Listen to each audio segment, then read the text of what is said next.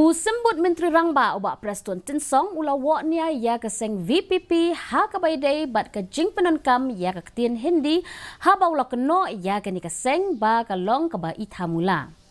Haba Kren bat kilat pathai kubor henen ke sengi ubak Prestone ula kentok halor ke apil ke VPP ya ke ketien Hindi. Uloong ba Hapoh ke Iing Dorbar tauan ke VPP ke Kren da Kumwei bat Shabar pat ke Kren da Kumwei. La aruban ong ba kinong mikmat ka VPP kila persya ajur ya ke jingkren ulat ke Meghalaya da ke ketien Hindi Hapoh Iing Dorbar tauan.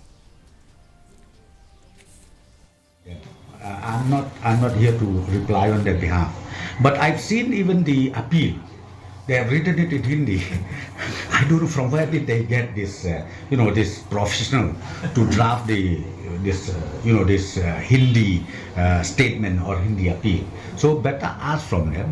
But my personal opinion is, it looks so dramatic because inside the assembly you say something, and outside the assemblies, and then not only that, during the campaign, again you say something else.